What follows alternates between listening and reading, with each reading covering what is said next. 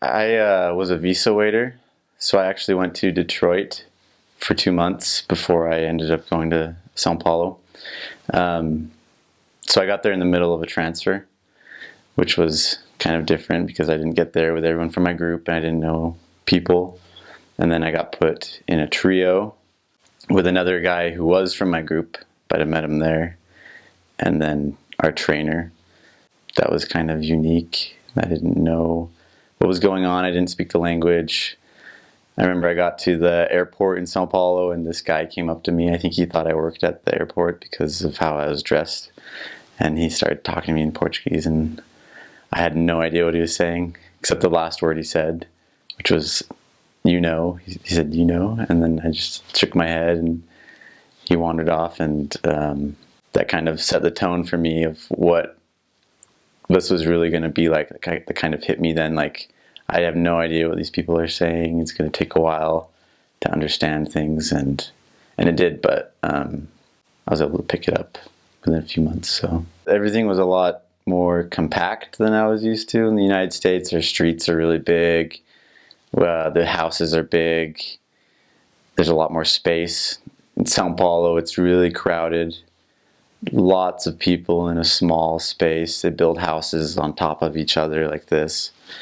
And so that was one thing that really hit me, was just like the compactness of the place, like so many people.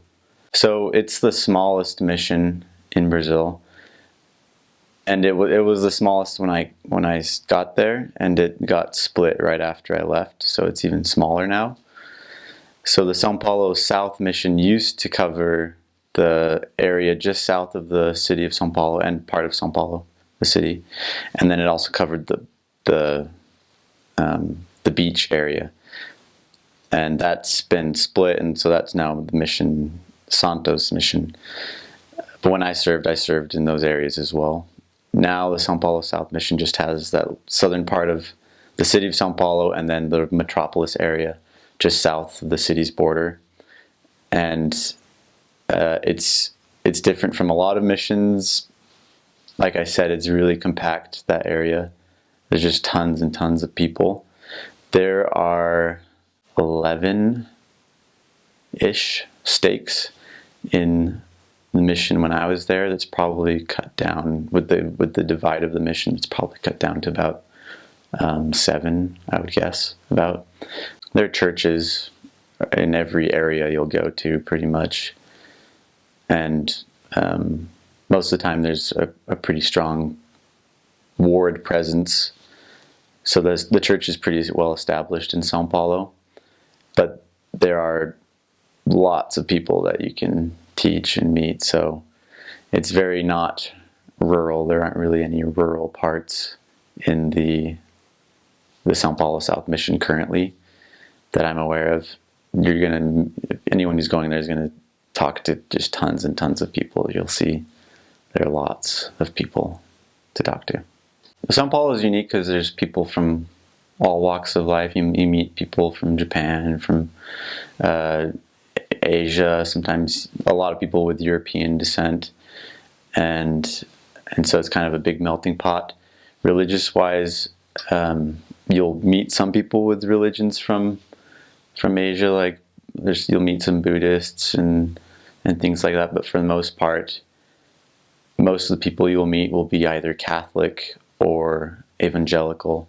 The evangelical movement has been a big thing in Brazil. It used to be, probably 90% Catholic, and I don't know which one's bigger now, and it's probably moving more and more towards the evangelical side.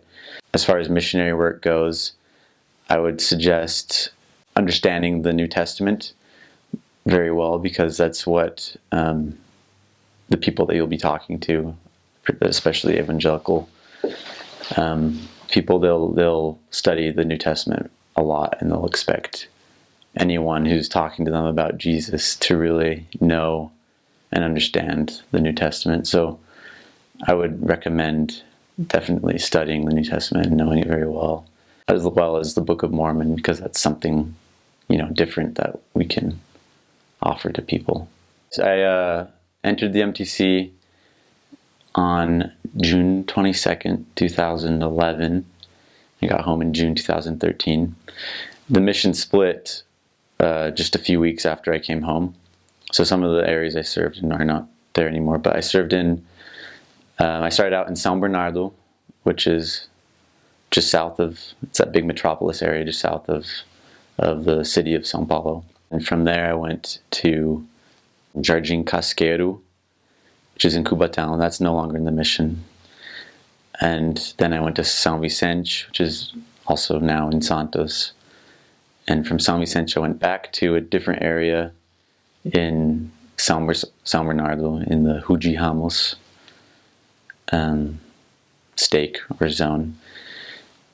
From there I went back down to what's now the Santos mission, served in Santos. And then I finished up in Diadema, which is also just on the edge of the city of Sao Paulo.